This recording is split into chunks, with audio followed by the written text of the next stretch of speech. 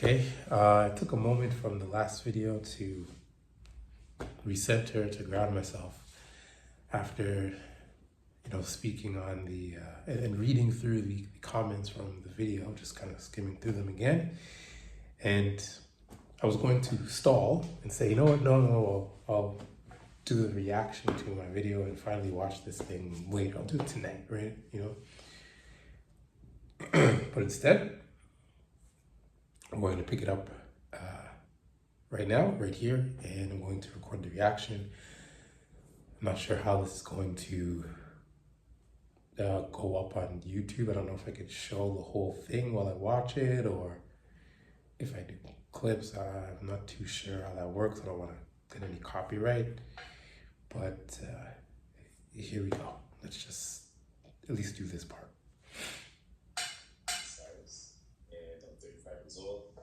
I reside in Toronto, Canada, and this is going to be me telling my story as a survivor of childhood sexual abuse up into my adult years. So, growing up in my family is a very interesting experience. A mix of Caribbean influences while trying to fit into Western Canadian culture, as my parents were both immigrants.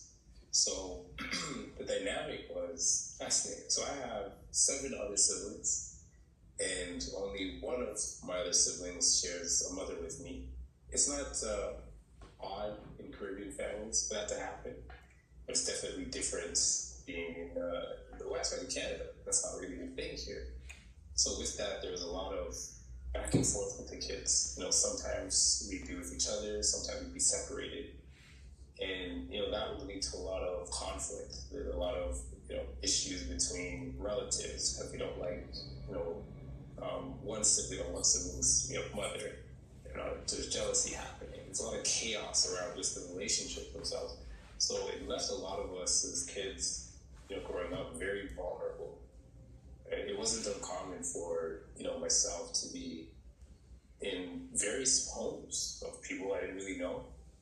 And, left there for however amount of time and then just picked back up. I grew up in a very strange way. Like, my mother was a single mother. My father was in and out, right? Not so much with me, but when my sister was born, is about 7 years younger than me, he was a bit more involved. But for me, I basically was just my mother. And he would pick me up and take me places and this kind of stuff. I do remember that we moved around a lot.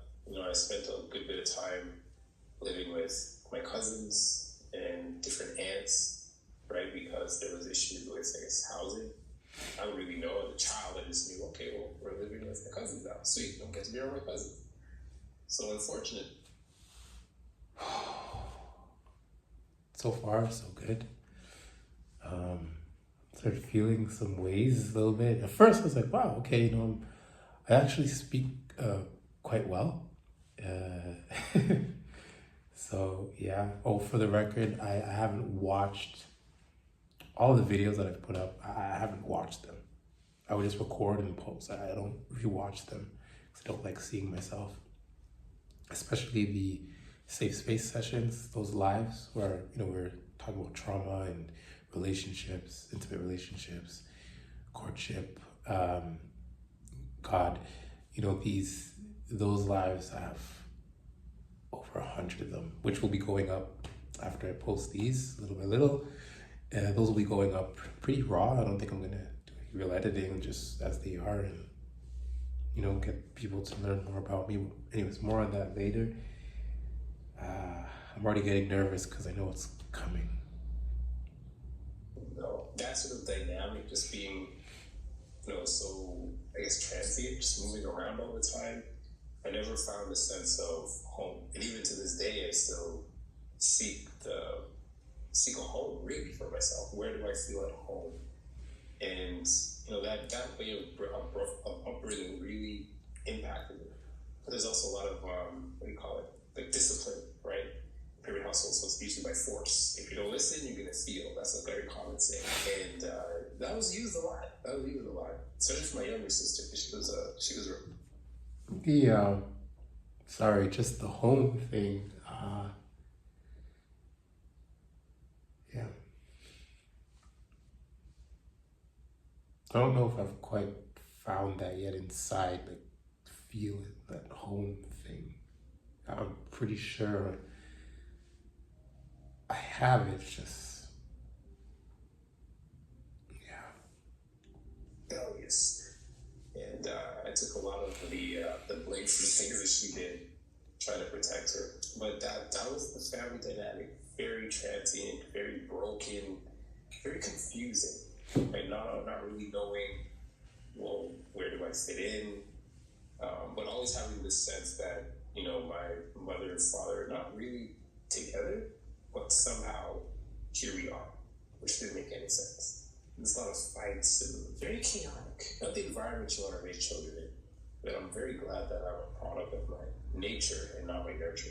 Because, yeah, some of my other siblings and cousins, yeah, they're not doing so well right now. So, one of the interesting parts about being abused as a child is that, there's portions of our memory that just kind of blocked out, and it just blocks out the good and the bad, but there's no distinction.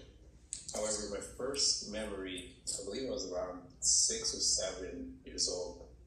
I know for a fact it was at one of my aunt's house, and I know it happened there quite frequently. I don't have a face, right? But I do have, it sits with me, the imagery of like the ceiling. I remember being there often, and things would happen and nothing would be said. It was deemed as play, I guess. And they're older cousins, and so I'm not certain as to whether it was one of the cousins that were a bit closer to my age, or one of the ones that were much older, or maybe even an uncle or an aunt. But it was a frequent occurrence. I remember this, and for me, it was the only time where, it's odd, it's uncomfortable to say, but it was the only time where I was getting attention, because I was ignored a lot. I was very quiet, I was very independent, if you will.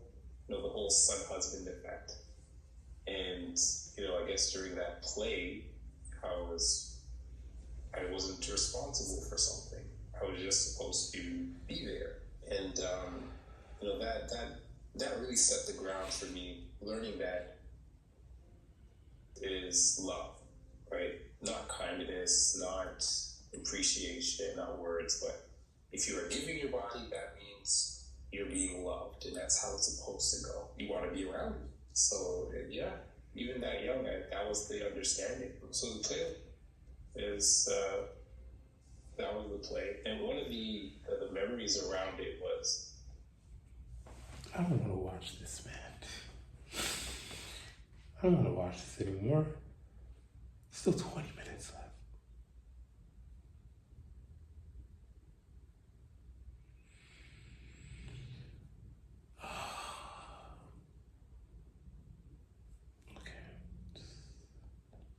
At times I do remember that there were other cousins there. I wasn't alone.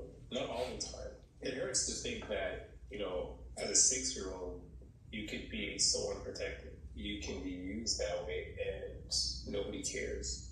No one thinks anything. No one's paying any attention. There's even a point to that a few years later, I guess, as at 9 or 10, where my mother thought something. She brought up something to me. I don't even remember what it was. She knew something was happening to me, but wasn't going to do anything. I just know that she knew something was happening to me, and because it was brought up in a very aggressive way, like, what's going on? Maybe I said something, you and me shed light in the dark, so to speak. Maybe I did something like that, but I remember I got in trouble. That memory haunts me a bit, because then you begin to think, well, that's your mother, right? Shouldn't your mother want to protect you? Like, if there's any suspicion of anything being done, wrong or to hurt your child, wouldn't you want to fix it, protect them? And I didn't receive that, because, the abuse continued. And again, we moved around, and, it turned into, I guess, strangers, strange people, or new friends. At one point, I was the new kid in the neighborhood. It attracted, older kids and older people, and they took advantage of me as well. And at the time, I didn't know what was wrong. I just thought, oh, okay, well, I'm being accepted, right? I'm in this new place and I'm being accepted. I don't like what's happening, but if the trade-off means I have someone to play with, or they want me around, it seemed worth it to me. I never asked why she didn't say anything or do anything. I did come out about it. Much. Listen, this also applies to what's it called? Dating, if you will. Especially for the women. If you feel the need to have to give your body or do anything physical in order to, and I quote, keep a man,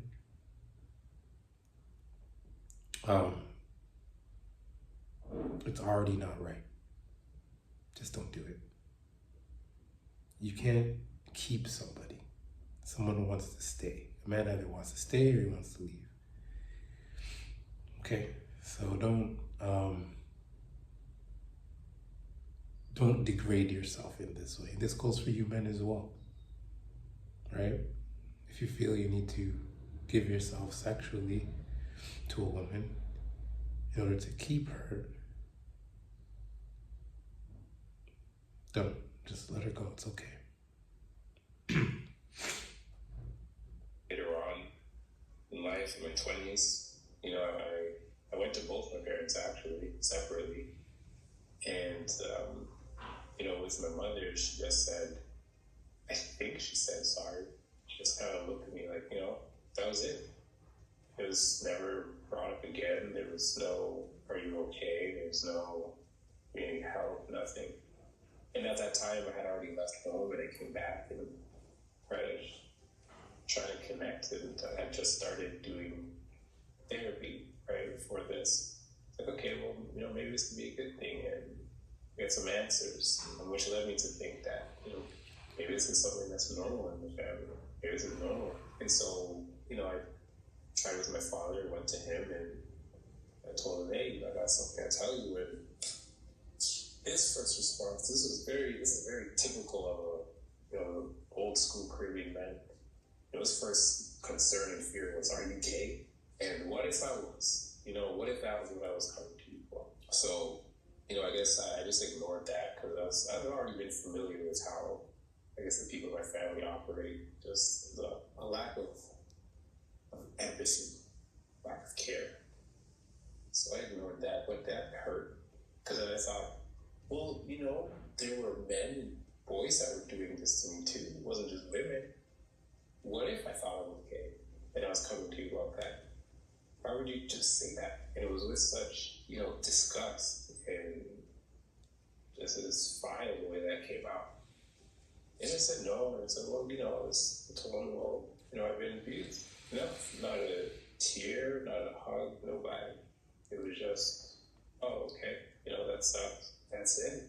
And, from that day I found, maybe that's why I say I don't like feelings. I vowed that day, I'm not going to be vulnerable with people because I'm not going to look for anyone to try and care. Because, if my own parents wouldn't care, why would anybody else, right? And that was a lesson that I learned.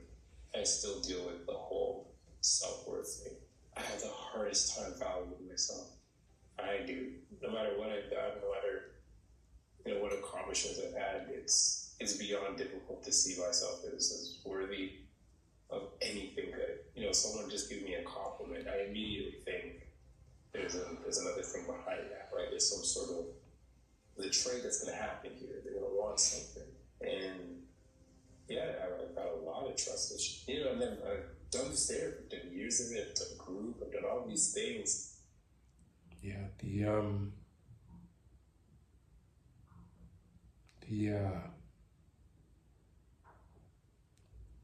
self-worth, right?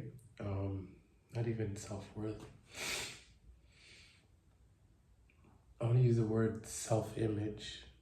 It really gets, it's shattered, you know? And if you're already in a not so healthy home growing up,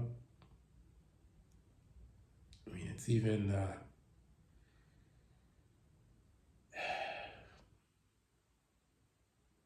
yeah, I still, yeah.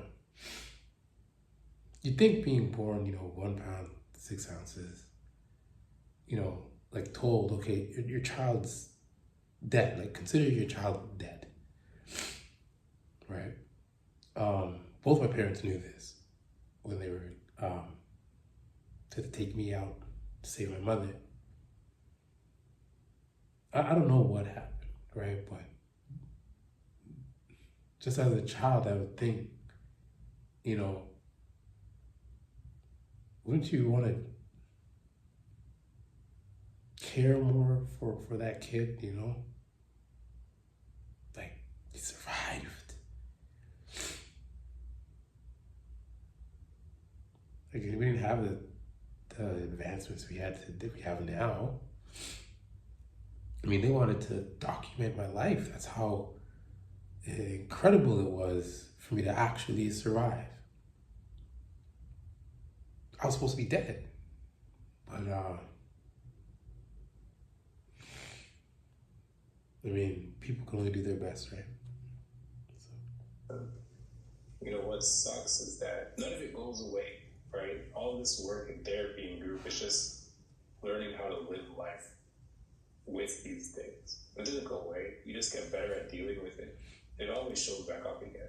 It shows up in different ways, in different relationships, different situations. And it hurts. It hurts a lot. I have no voice.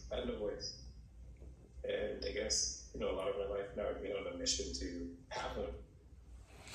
And to be heard, to say what needs to be said. So, the perpetrators, right? I'm not supposed to say my, learned that in therapy. Shout out to, the abusers. So they're both male and female. I know some of them were family members. I can't necessarily, I don't know exactly who. I have suspicions. And they're also, I guess, strangers or friends of a friend, right? And, there's times where I was homeless. And, I would couch to couch, place to place, and it would happen there too. And, all of that really stems from just that moving around, always spending time in a different home with family. So, it would occur in all these places. Something would be happening again, and the abuse would happen again, and I would feel, on one hand, I'd feel valued because, someone's paying attention to me, right? I'm worthy of someone's attention right now. And I just gotta allow this stuff to happen to me, and, I'll be good. Someone will tell me something nice, right? And that really groomed me, and it trained me to see that as normal. Again, I didn't know that was wrong for years. I did not know what was wrong. I didn't know any way of anything else. I thought, okay, if someone's going to care for me, then that's the thing that you do, right? That's it. There is no, I just want to make sure you're okay. There's no, I want to make sure you ate today. So I spend time with you, just hear about you. That's foreign to me. Yeah, it is, even now it's foreign to me. It makes me extremely uncomfortable when it does happen. It's very lonely. It's an extremely lonely place. It's still foreign to me. It's still very uncomfortable to me.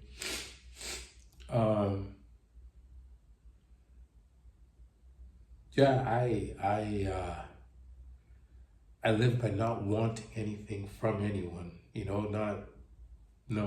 just stay away, pretty much. I'll support, you, but I don't want anything from you.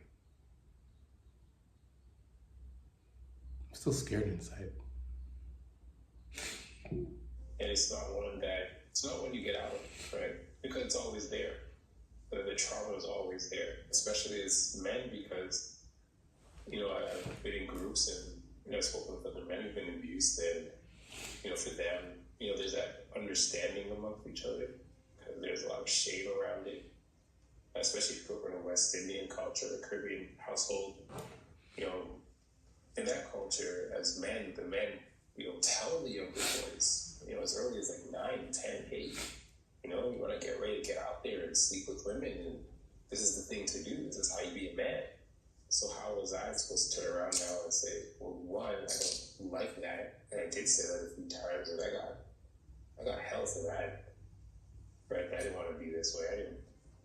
I didn't like this. And then in turn, right, how could you ever open up and say, hey, I was abused and some man did this? I'd be instantly labeled as gay. There'd be no care whatsoever for just me, the human being. Absolutely not. Even the culture itself is a very sexualized culture, so it's not uncommon. You speak to a number of these men, right? Even men that don't think they've ever been abused, but they'll tell you, they've never been abused. You ask them the first time they've ever had, and they will give you numbers like 9, 10, 11, 12, and they'll say it with pride, and you ask them, okay, so who was it? Usually an older woman, 16, 17, sometimes even older than that. And they see nothing wrong with it. That's really scary. That's how you be a man. I was groomed. I was groomed. I was very much groomed.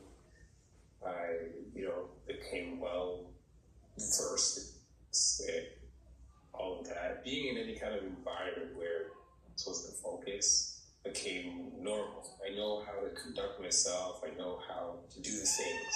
I know how to be accepted. That's the word. I know how to be accepted here. And so in my 20s, a lot of those experiences where,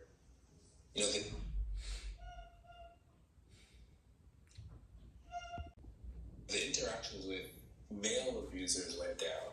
But coming into the 20s, the abuse that were women were going up, right? It was going up. And, there's times where I was homeless and trying to find somewhere to stay. People take advantage of that. So, okay, well, you can stay, but we got, or do this for me, or do that for me, or it'd be subtle hints here, subtle hints there. There's times where I woke up and why is this happening? And I would just freeze. I'd freeze and just say, I know what this is. That happened, and it'll be over, and you wake up, a new day, and that's it, right? It'll be a brand new day. Don't have to worry about it. Don't have to even say anything. Just pretend like it never happened. And that too became normal. Even in some of the relationships I tried to be in, because I was also I wanted to be normal. So I thought, I wanted to be normal. It's okay, you commit, and you be a loyal man, and you do this thing, and you try to get to me or try to get there. And a number of the women that I guess I was attracted to were just very much, driven and didn't care for much else. And so I had that deep confusion of, okay, so I guess this is me being cared for, but especially with the therapy now beginning, it didn't feel right. Something was off. Why is it not the same as when I was a kid and a teenager? Why is this different now? And so my eyes were opening up a bit to, trading your body for room and board isn't good. Trading your body for pretend love or pretend affection, or care rather, that's not actually how it's supposed to work. So, as I was working through it and doing the therapy and the group work and all these things, the PTSD it sucks, right? This is sad. Sorry, Lynn. Lynn told me you don't smile when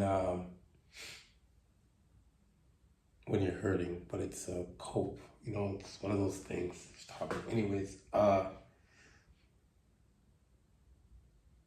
can't believe I went through that. That was my life. Like that was damn.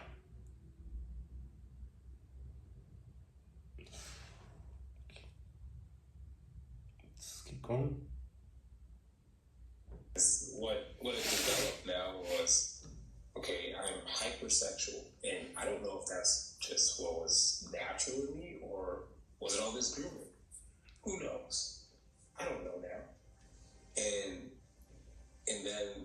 So the PTSD, I mean, my sleep was already bad. It just got worse. I didn't sleep. I didn't like being in groups. I would have memories during the day, like flashbacks during the day. Just break down in tears, right? I can't explain to people. I can't, you're at work, all of a sudden you want to break down and cry. You just do that at work.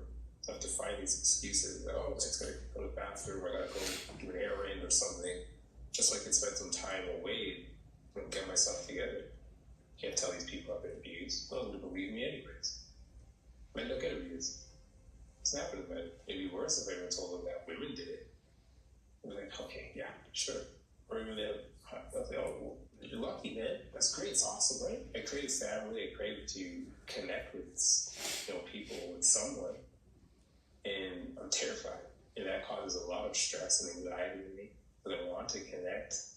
And that, I've learned how to. I've learned about feelings and emotions. I would like to express those and, see what it's like to be loved. But it's hard. Love came with violence. Love came with abuse. Love came with me always being left alone. Because even just in the moments when it was happening, yeah, I felt there was some sort of value to me, but it didn't last long. My feelings knew, okay, this is going to end, and you're going to be alone again.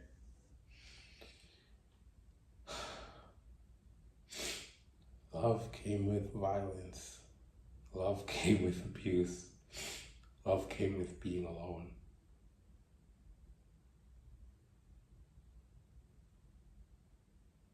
That's what I've been living through this.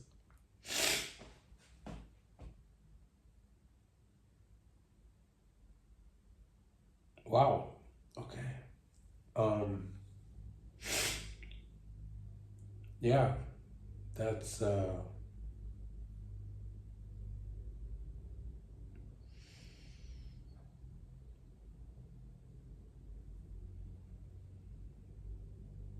That's different. That's different. And your use is over. Thankfully, I never got into any, because, that was a part of my upbringing, especially part. And so I saw what that did to people. I saw how violent people got, and that never appealed to me. That was it was getting into like drugs, alcohol. I don't know if you're allowed to say that on YouTube, but okay. Forgive me, YouTube, algo or whatever, if that's not a good word to use, because, well, they bleeped it out.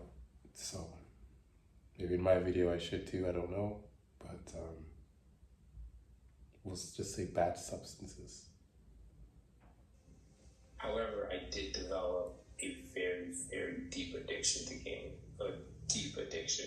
Hours upon hours. I lived there, especially this online game, World of Warcraft. And I played that. I was able to be somebody else there. Nobody knew who I was. I was a character. I was who I wanted to be inside, but didn't know how to say. Didn't know how to live. Didn't know how to exist as that person. And I got to meet people, and I was safe.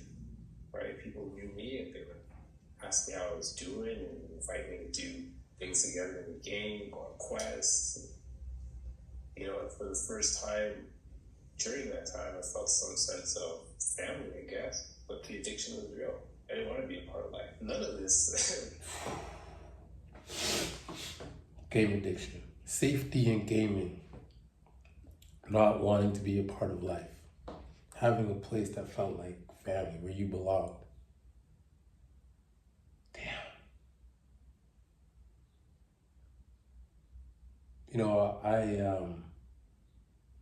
I'm much better than I give myself credit for. But this is rough to listen to. Wallahi, this is rough. This is hard. 5 more minutes left, but this is 5 more minutes and 28 seconds.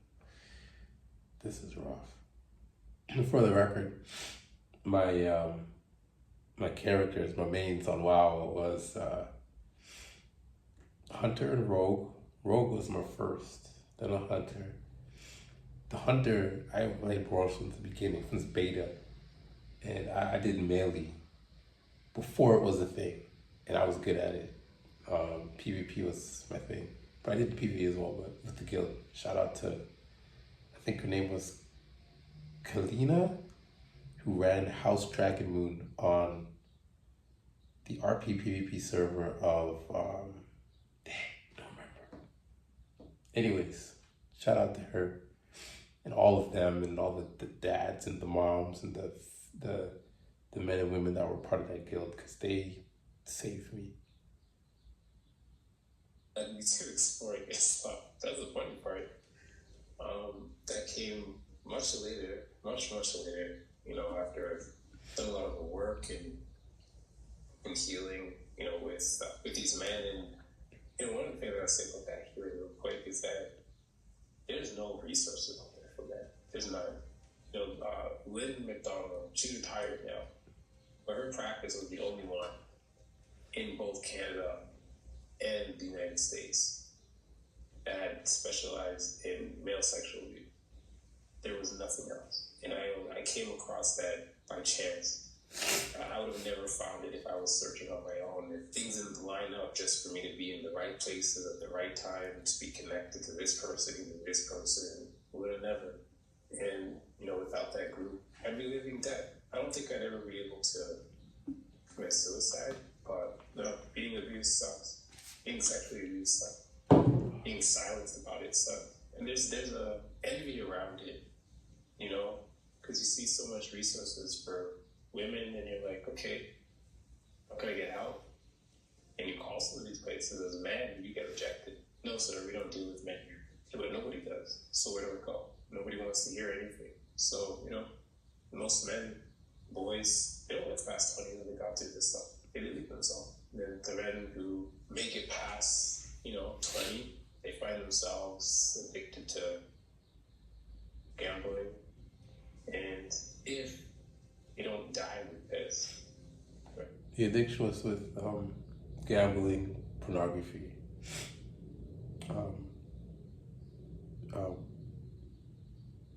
bad substances that you can drink or smoke or inject.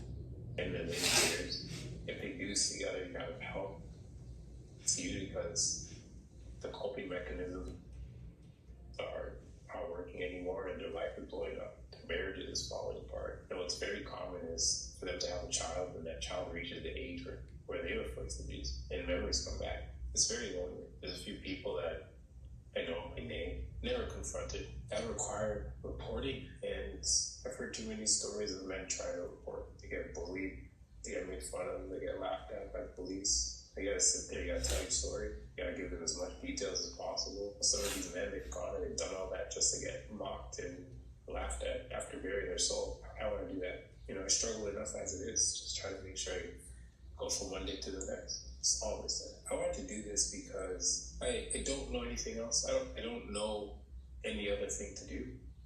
Really, right? I want my life to mean something. I want to try to leave something of value for after I pass. And I've met and I'm meeting too many men who've gone through this. And it breaks me every time. And every time I hear about it, I just think somebody would say something. And so, you know, I never want to die a hypocrite. So with that thought, I was, you know, for the past few years, I've been thinking, well, I know someone needs to say something. Like you're thinking, well, I could say something. I started writing about it. I thought one way I could try and say something. Maybe I write it, you know, just even like some blog post, very long thing, and just publish that. I didn't get there. I started, but I didn't get there. And so I guess the why now is because men are dying. Men are living dead. And that doesn't help anybody. It doesn't help society. It doesn't help men. It doesn't help children. It helps nobody. Why now is really just if I don't do it now, how long will I just stay silent? That silence was the same thing that caused a number of the brothers that I know to die. Kill themselves. But they couldn't say anything. One safe for them to say anything. They killed themselves. They didn't deserve that. Why now is because maybe me speaking, I can start something. Maybe that something will help, you know, young boys and men to stay alive, you know, another day, extra day, maybe be able to find some sort of semblance of peace, safety, or just begin to be curious about why they do some of the things that they do. A lot of men are just coping. So that's the interesting part. Even as a Muslim, I'm allowed to be angry. I'm allowed to seek vengeance. I'm allowed. We recommend that's not too allowed. But what makes that whole do I have hatred in my heart? It's one of the things that confused me the whole way through since I started doing the work on this, the healing work. Not once have I felt any sort of hatred towards anybody. I feel sorry for them, but hatred, anger, I feel anger towards my parents for not protecting me. I've accepted that. I recognize, hey, people are going to be who they are. Can't expect anything more than that. They did the best they could for what they understood. It just wasn't enough for me. So, no, that's crazy too. I don't know why I don't have hatred. I really should, but I would love to, be enraged and, glorious flame of anger and seek vengeance upon the world, and I just don't have that in me. I only assume it's my nature.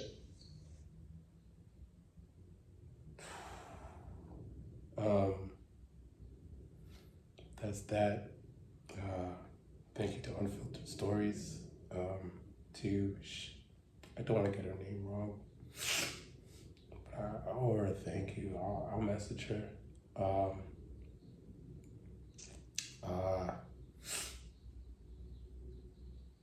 Yeah. So that's the video, and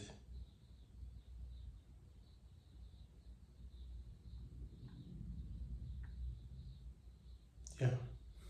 Okay. This is very heavy. This is very, very heavy to watch, and I'm going to be sure to keep my word like I said I would, and I'm going to be sure to go through the comments and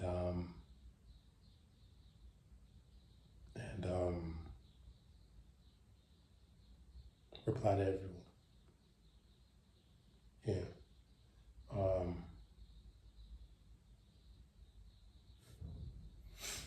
I need to speak, I took these past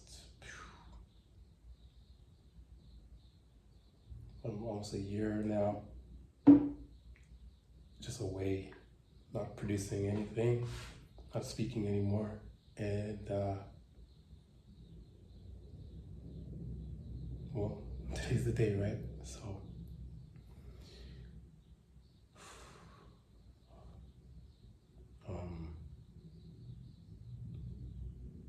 thank you for watching, and I believe there's maybe 1 or 2 more videos left to make in this, I don't know, coming home series. Maybe that's what we're gonna call this. And yeah.